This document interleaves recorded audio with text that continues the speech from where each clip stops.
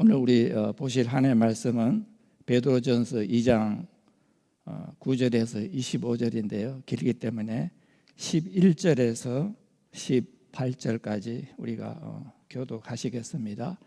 베드로전서 2장 11절에서 18절까지입니다. 교독하시겠습니다. 사랑하는 자들아, 그루민과 나그네 같은 너희를 권하노니 영혼을 거스려 싸우는 육체의 정욕을 제어하라.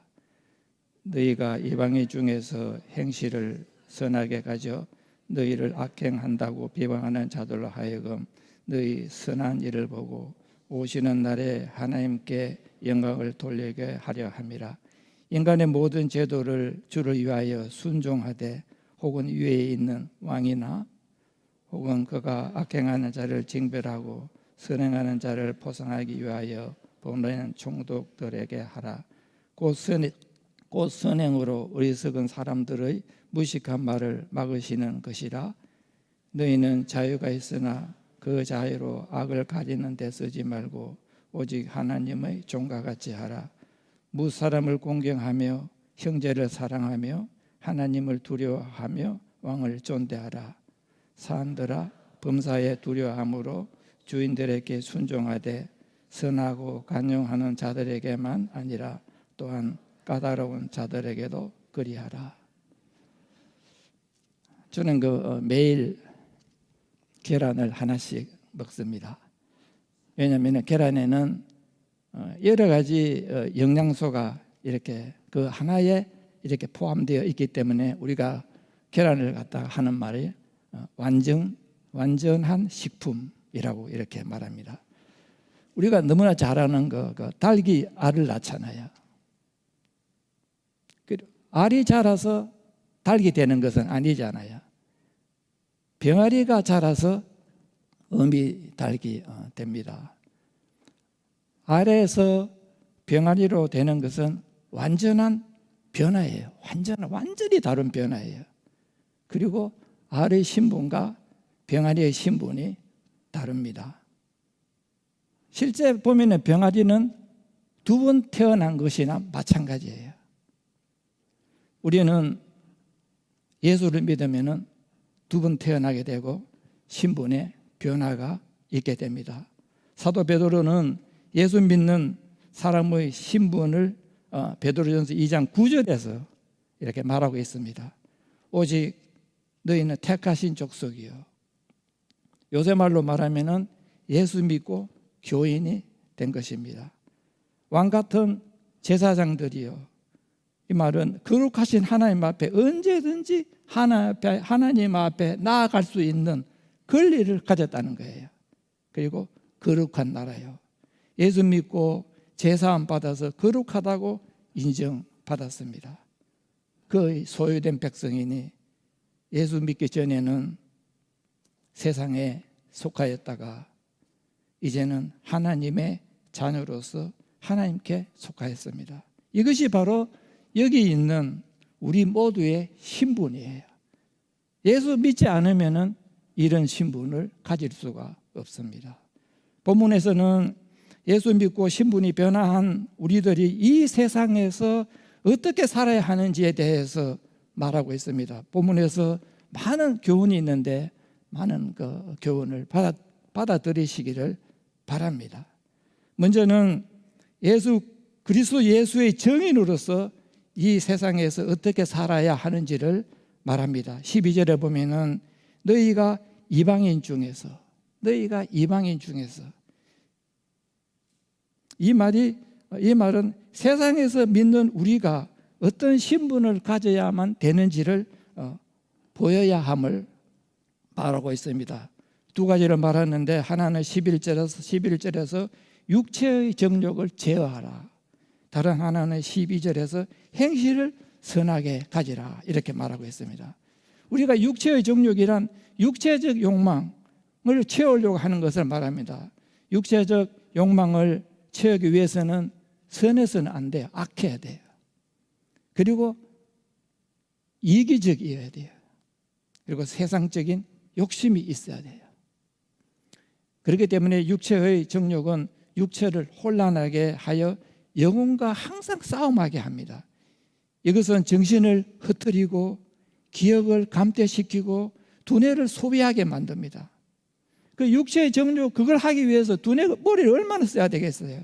더 나아가 우리를 하나님으로부터 벗어나게 하고 선한 것에서 멀어지게 만듭니다. 육체의 정욕은 양심의 소리를 무시하고 양심의 두꺼운 살이 찌기 때문에 양심의 가책에서 점점 멀어져요. 양심의 가책이 없으면 자연히 정욕의 노예가 되어서 정욕이 이끄는 대로 그냥 따라가게 됩니다. 육체의 정욕에 놓이게 되면 탐욕이 들어오고 악심을 품게 하고 결국은 잘못되는 쪽으로, 망하는 쪽으로 자연히 가게 되어 있습니다. 그런데 본문에서는 육체의 정욕을 제어하라고 말했어요. 육체의 정욕을 완전히 하지 말라고 하지 아니했어요. 자랑하고 정오하고 화내는 이런 것들을 어느 정도는 허용하고 있는 것입니다. 우리들이 매일 타고 다니는 차에 브레이크가 있잖아요. 브레이크의 목적이 차를 정지시키는 것이 아닙니다. 브레이크는 차의 속도를 제어하는 거예요. 제어하는 데 목적이 있습니다. 속도를 제어하다 보면은 자연히 차는 멈추게 됩니다. 이것과 마찬가지로 육체의 정욕을 처음에는 육체의 정욕 따라가지만은 그러나 육체의 정욕을 제어하다 보면은 차가 멈추는 것처럼 육체의 정욕도 차츰차츰 멈추게 되어 있습니다. 그래서 삶에서 멀어지게 됩니다. 여기서 제어하라는 말, 억제하라는 말은 계속해서 하라는 그런 뜻이 들어있습니다. 차가 가면서 브레이크를 잡았다가 밟았다가 놓으면은 계속 앞으로 나가잖아요. 이것처럼 육체의 정욕도 계속해서 제어하지 아니하면은 육체의 정욕대로 또 살아가게 되는 것입니다. 그래서 육체의 정욕을 매일의 삶에서 제어하고 억제하고 그렇게 살아갈 때 육체의 정욕대로 사는 것에서 차츰 벗어날 수가 있습니다. 한꺼번에 벗어나겠다, 그거는 욕심이고 결국은 작심삼일 며칠에 가지 않아서 다시 육체의 정욕대로 돌아가는 것을 우리가 보게 됩니다. 육체의 정욕을 벗어나는데 몇 가지 방법이 있는데 그중 하나가 친구 잘 선택해야 돼요. 친구. 왜냐하면 내가 이쪽으로 갈 때 친구가 그러지 말고 다른 쪽으로 가라. 문제에 대해서 똑같은 문제에 대해서 친구가 똑같은 각도로 바라보면 안 되는 거예요. 하나 문제가 생겼을 때 이 친구는 서로 다른 각도에서 바라봐야 돼요. 그리고 다음은 육체의 정욕은 우리들을 하나님으로부터 멀어지게 만듭니다. 그렇기 때문에 육체의 정욕은 하나님을 가까이 할 때 그것이 없어지게 됩니다. 시편 73편 28절 말씀을 보면은 하나님을 가까이 함이 내게 복이라. 하나님을 가까이 함이 내게 복이라. 그리고 그 전에 시편 73편 27절에는 뭐라고 말하냐 하면은 무릇 주를 멀리하는 자는 망하리니. 주를 멀리하는 자는 망한다 그랬어요. 그리고 로마서 5장 1절에서는 우리 주 예수 그리스도로 말미암아 하나님으로부터 화평을 누리며 이렇게 말하고 있습니다. 우리들이 살아가면서 예수님을 가까이 하고 하나님을 가까이 할 때 참된 행복을 누리게 되고 참된 화평을 얻게 되는 것입니다. 세상에서 정인으로 살아가는데 필요한 다른 하나는 선한 일을 해야 돼요. 12절에 보면은 행실을 선하게 가져. 선한 일을 보고.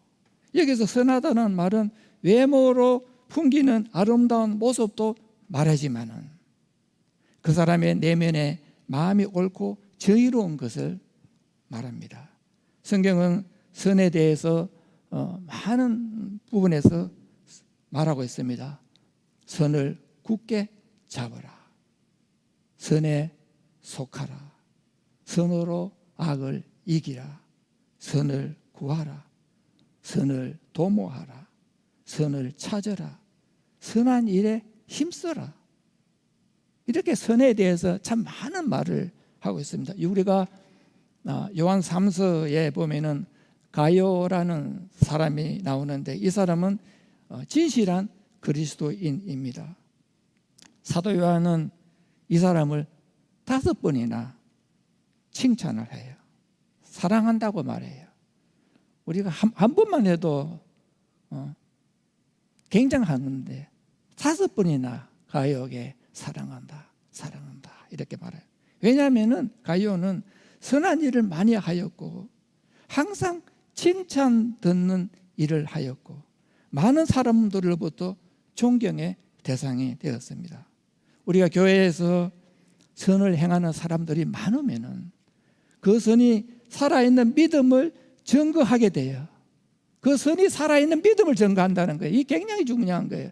선이 그냥 선으로 끝나는 것이 아니에요. 그 선이 살아있는 믿음을 교회에 나타내게 돼요. 그러면은 교회에 처음 온 사람들이 그 살아있는 믿음을 보고 하나님을 신뢰하게 되고 정말 이 교회는 무엇이 있구나. 그리고 이 교회는 살아 움직이는 하나님이 계신다고 하는 확신을 가지게 됩니다. 더 나아가 그 선이 하나님께 영광이 돌아가게끔 합니다. 성경은 선을 행하는 사람을 축복하고 있습니다. 요한 3서 2절에 보면은 사랑하는 자여 내 영혼이 잘된 같이 네가 범사에 잘되고 강건하기를 내가 간구하노라. 이 말 우리가 지금은 크리스마스 카드 잘 쓰지 않고 잘 보내지도 않고 그렇지만은 전에 크리스마스 카드에 쓸 때 이 성경구절 참 많이 써서 보내잖아요. 그죠? 사랑하는 자여 내 영혼이 잘된 같이 내가 범사에 잘되고 강건하기를 내가 간구하노라. 내가 옛날에 정복렬 장로님한테 이 성경구절 한번 써보낸 일이 있는데 예. 그런데 이 성경구절을 보내기 전에 해야 될 일은 뭐예요? 선한 일. 아마 정 장로님이 선한 일을 많이 하기 때문에 내가 보낸 것 같아요. 선한 일. 그걸 했기 때문에 이 성경 구절을 써서 보내잖아요. 그죠? 두 번째는 예수 믿고 신분이 변한 우리들이 이 땅에서 어떻게 살아야 할 것인가. 다시 말하면 지금 우리가 어떻게 살아야 할 것인가. 지금 오늘날 내가 어떻게 살아야 할 것인가. 13절에 보면은 인간이 세운 모든 제도를 주를 위하여 순복하되. 제도를 지키라고 말하고 있습니다. 다시 말하면 법을 지키라는 거예요. 사람들이 문서화된 법은 잘 지켜요. 저도 식은 날 보고 지키지 못하고 지나갈 때가 간혹 있어요. 그런데 만일 그 법을 집행하는 사람이 악하다면 또 정부 자체가 포악한 정치를 한다면 어떻게 해야 되는가? 이런 문제가 있을 거 아니에요. 우리 살아가면서, 우리 미국 사회에 살아가면서 정부에 하는 일이 다 옳지만은 그러나 내가 볼 때는 좀 뭔가 좀 다르다 이런 생각이 있을 거잖아요. 이때 어떻게 해야 되는가? 로마서 13장 1절이 있어요. 2절을 보면은 복종하라고 했어요. 각 사람은 위에 있는 건세자들에게 복종하라. 왕에게 복종하라.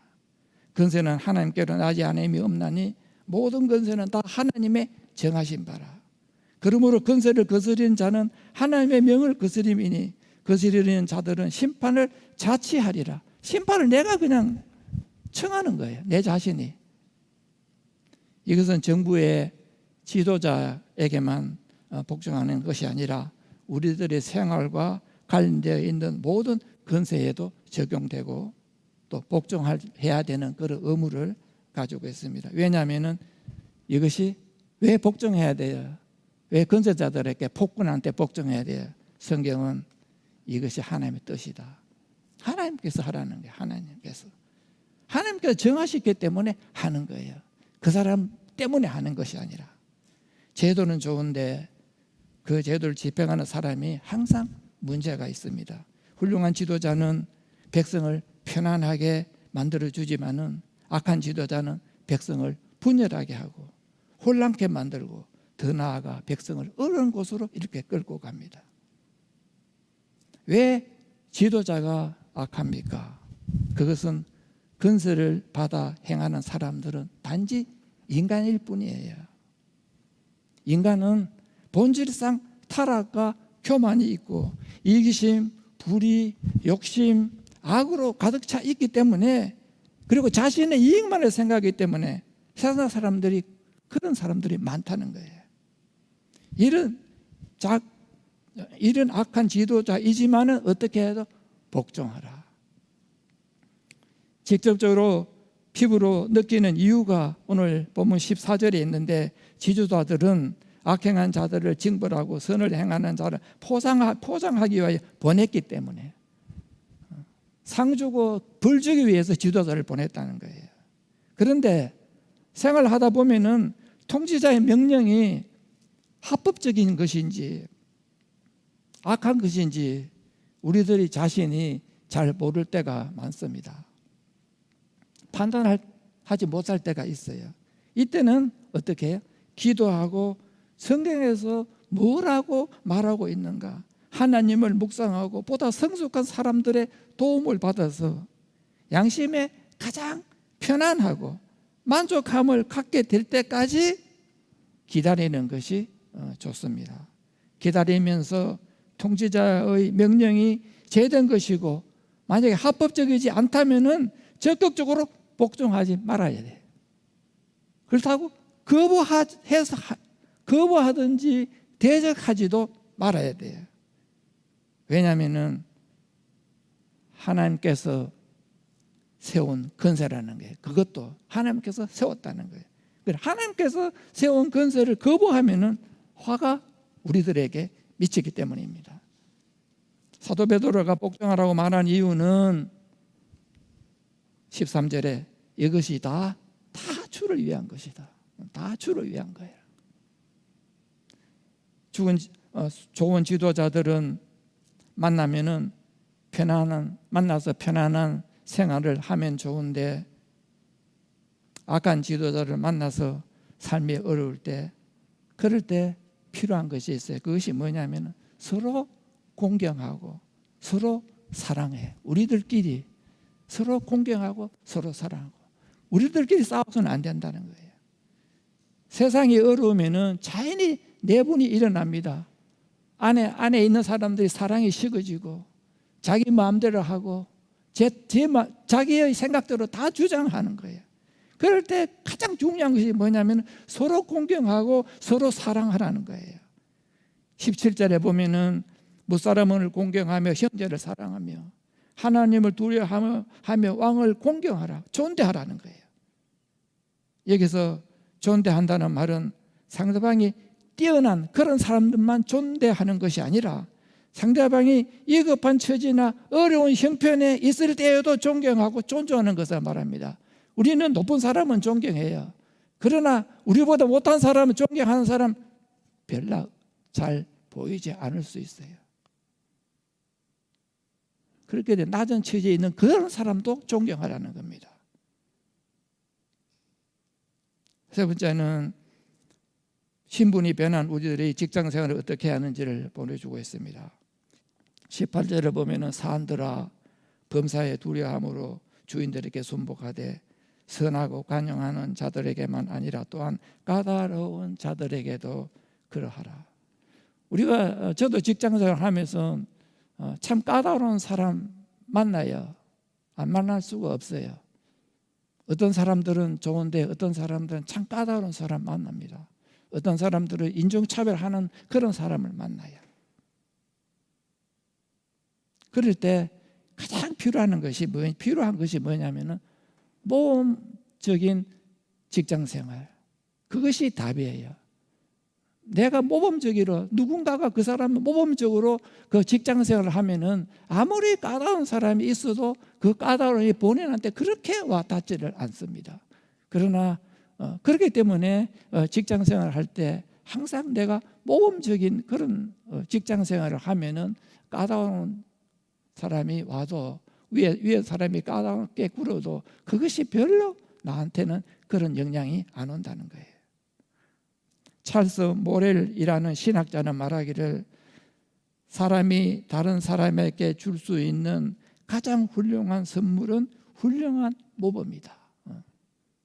사람이 다른 사람에게 줄 수 있는 가장 훌륭한 선물은 훌륭한 모범이다라고 말했어요. 윌리엄 체님이라는 목사님은 말을 통한 교훈은 쉽게 지어지나 모범은 반석 위에 새긴 글 같아서 결코 쉽게 지어지지 않는다. 모범은 이렇게 모범적인 것이 결국은 우리가 직장생활을 하든지 사회생활을 할 때 가장 큰 무기라는 겁니다. 19절에 보면은 애매히 고난을 받아도, 부당하게 고난을 받아도, 직장생활을 하다 보면은 위에 있는 사람이 까다로운 사람이 있고 참 부당하게 대우는 사람이 있어요. 인종차별하고. 미국에 살면서 처음에는 모르지만은 한 직장에 오래 살다 보면은 인종차별을 많이 느끼잖아요. 이런 대우를 받아도 하나님을 생각하고 참으라. 하나님을 생각하고 참으라는 겁니다. 이것이 아름답다고 하셨습니다. 이것이 아름답다. 하나님을 생각하지 않으면 참을 수가 없어요. 예수님을 생각하지 않으면 절대 참을 수가 없습니다. 그러나 예수님을 생각하고 하나님을 생각하면은 참을 수 있어요. 그런데 거기까지 잘 안 가잖아요. 내가 억울함을 당할 때 하나님이나 예수님이 떠오르면 참을 수 있는데 그게 안 떠오르잖아요. 그래서 훈련이 필요하고 연습이 필요합니다. 그럼 이것이 아름답다. 참는다는 것은 내 성질 죽이는 게 아니고 내가 밑에 사람이기 때문에 참는 것이 아니라 하나님을 생각해서 참는 것입니다. 하나님이 이 시간에 나와 함께 계시고 하나님이 나의 행위를 지켜보고 계시기 때문에 참는 거예요. 참는다는 말에는 두 가지 뜻이 있는데 상대방이 모방하고 모함하고 무례하게 대할 때 화가 나지만은 사랑과 온유함으로 견디는 마음의 상태를 말해요. 상대방이 나를 모함하고 나한테 무례하게 대할 때 화나잖아요. 그럴 때 사랑과 온유함으로 견디는 거예요. 견디는 거예요. 이를 악물고 견디는 거예요. 이것만 지나가자 견디는 거예요. 그런 마음의 상태를 말하는 것을 가리키고 다른 하나는 하나님의 섭리에 의해서 역경과 시련을 만났을 때 그것들을 경건하게 견디고 극복해 나가는 것을 말합니다. 견디고 극복.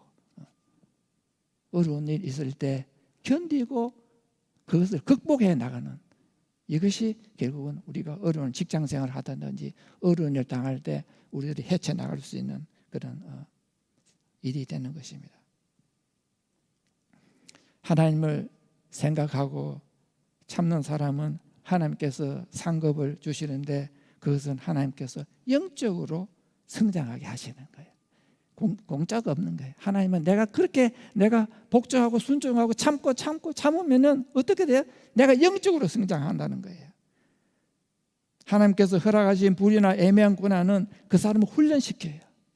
훈련시키고 그리고 발전시켜주고 승리하는 믿음을 갖도록 만들어줍니다. 더 나아가 훌륭한 성품이 만들어지고 그렇게 훌륭한 성품이 그냥 만들어지는 건 절대 아니에요. 왜?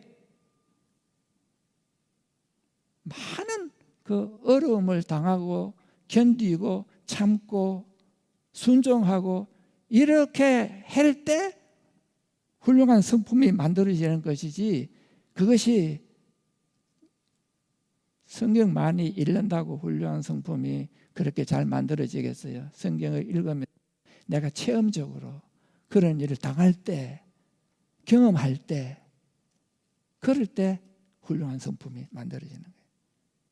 그리고 잘 다듬어진 인격이 밖으로 나타나게 되는 것입니다.